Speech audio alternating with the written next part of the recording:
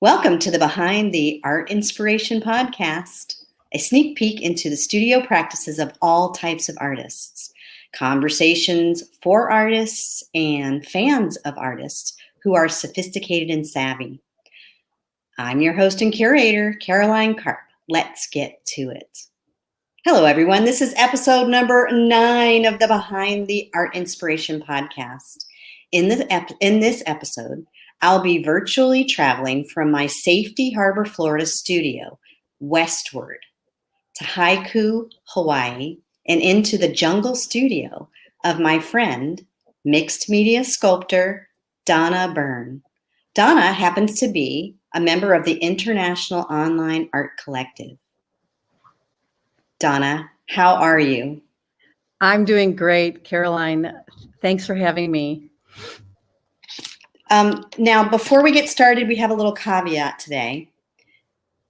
Since we're traveling so far, the internet is not quite working in our favor, and Donna may be kicked out, but that's okay, because if she gets kicked out, I'm going to wait for her to come back in and I'll be the one talking. But Donna has been described by, what is her name? Ann-Sargent Wooster? Yes, that's a critic. An art critic. As being the gardener of the dreamscape.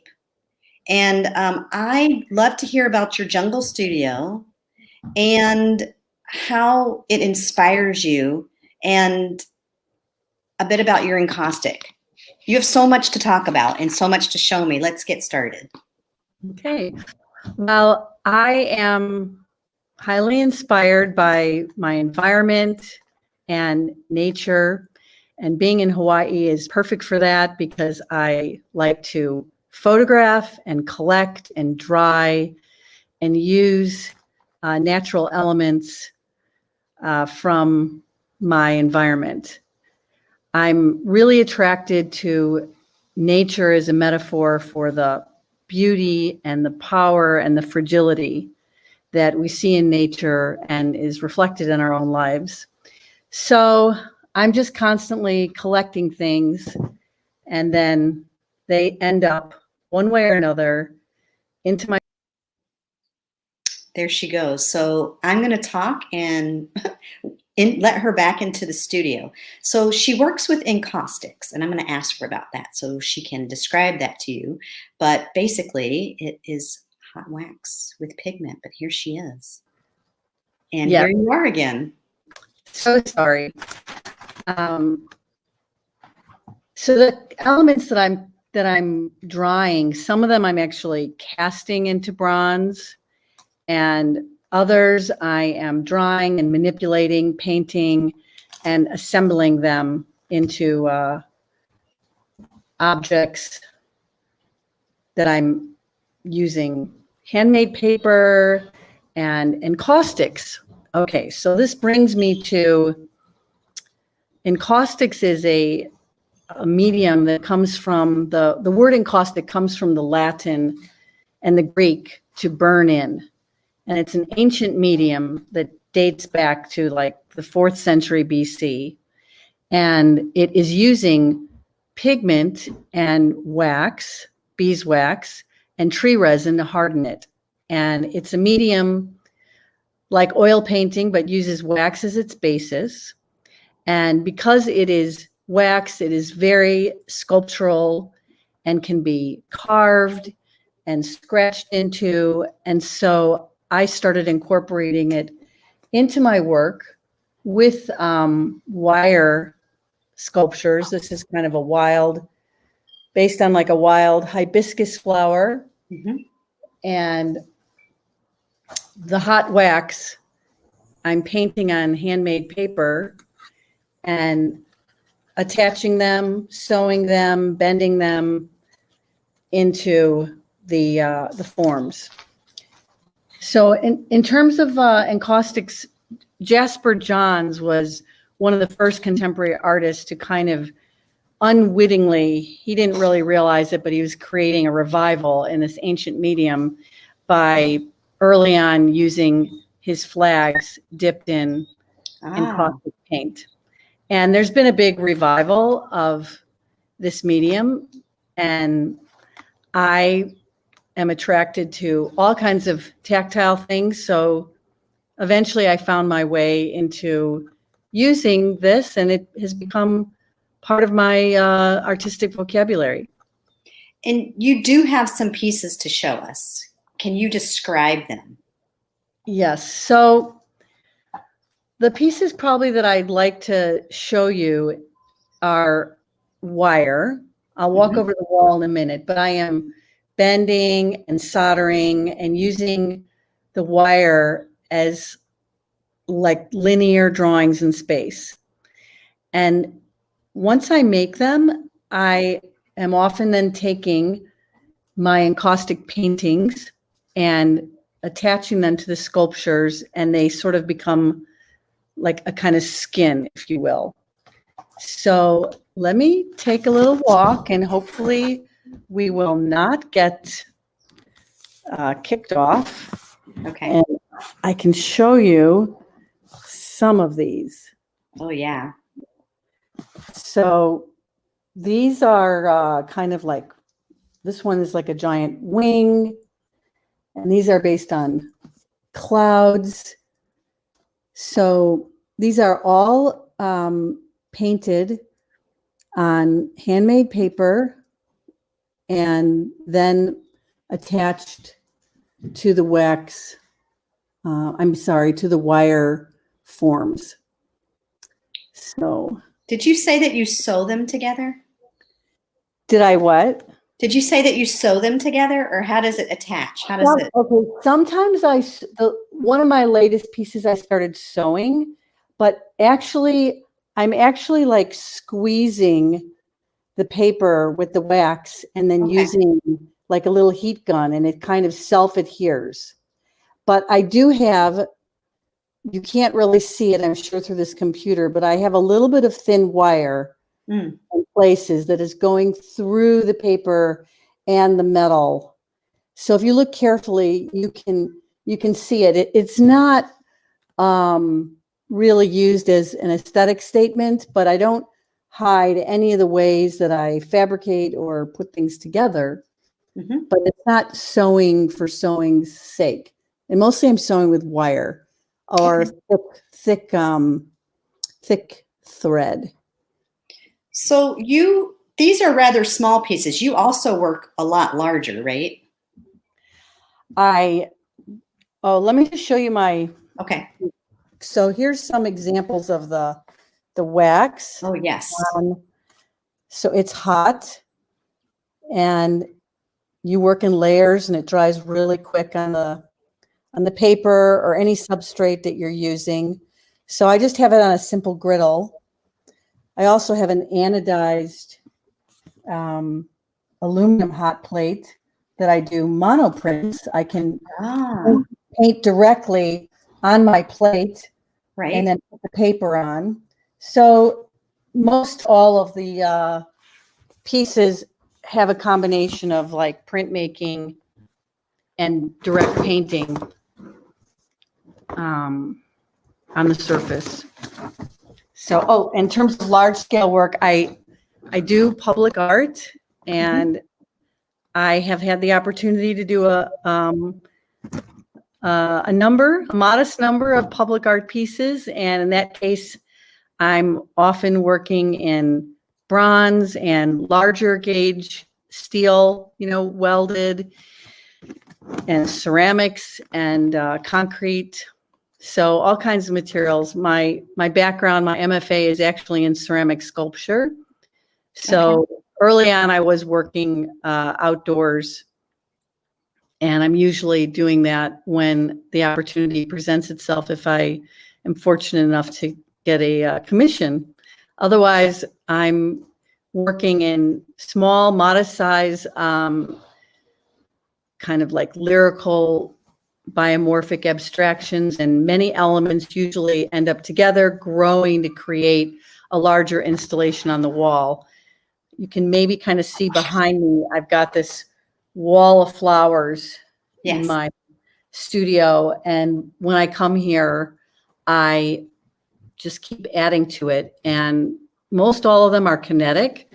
I'm making springs on the wall, and so they all kind of bounce in the wind, or if you just touch them.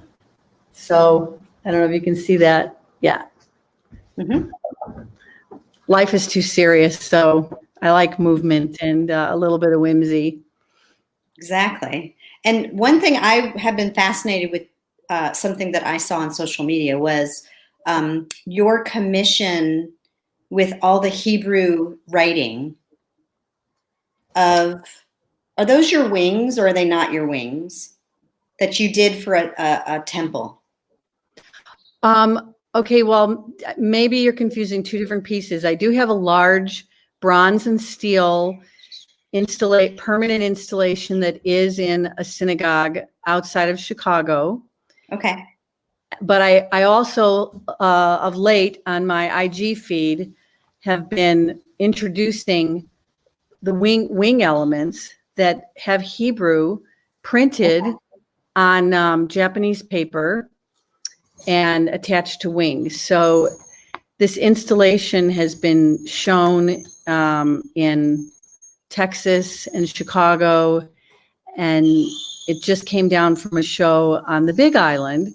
And the installation is quite large. It averages around 10 feet by around 8 feet tall, but it's made up of numerous small wing elements. I don't have one with me from the show because it's actually en route, but I have another one.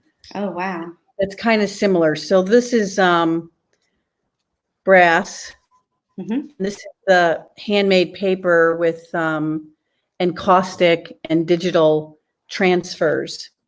So the wings that you're referring to, the skins have got the Psalms in Hebrew on them. And the entire installation is called Bowl of Prayers.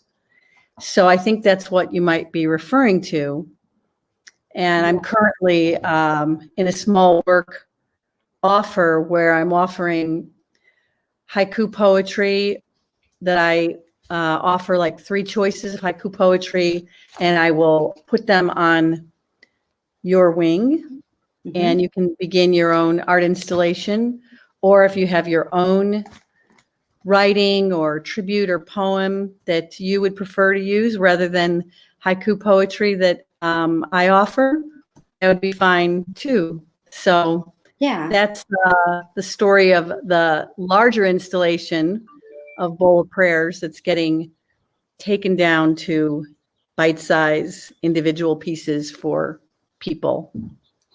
And I noticed, I talked to you yesterday about how you actually do a transfer of the writing into the encaustic. So it melds together, correct? Yes. So when I'm using either text or any kind of imagery, there's probably like 2 different ways to do it. One is you actually, it's Oops, there she goes again. So what she's talking about are on the wings that she's making with the encaustic. She's taking text. She'll have to tell you what kind of text. Oh, there she is. She's back. So it's a common transfer process that artists have been doing for years, and the ink from the inkjet printing is transferred onto a surface. In this case, it's paper or a panel with warm wax, and you're rubbing it very hard from behind. And then the ink transfers from the paper into the wax surface. Another way is for me to actually print the image of the text or the photograph directly onto handmade papers, which is what I've been doing of late, and then immersing these digital prints on handmade paper into the wax. So yeah, it's a really beautiful effect because the wax kind of creates a little bit of a window, textural and some color. Oh yeah. Surface that integrates with the writing or the drawing. And yes, I've been doing this with photographs. So this is a photograph that has been printed on Japanese paper. Oh, wow, yeah. I've painted it with clear wax and a little bit more color. You can see how translucent, and this will make its way into one of my sculptures. So like right now, I've got this kind of crazy little piece going, and this is chicken wire with found objects. And I will probably be attaching some of this Japanese paper and imagery inside with the wire supporting it. Similar to what I showed you before on the wall, but that's kind of a piece that's going on. Yeah. So where can they, in the show notes, by the way, I have Donna's information of her website and her social media, as well as a really nice video that she had made of her working in her studio. I've actually watched it and really enjoyed watching it. So if you were to look in the show notes, you'll see that, as well as ways to get in contact with her. Donna, is there anything else you wanted to say before I?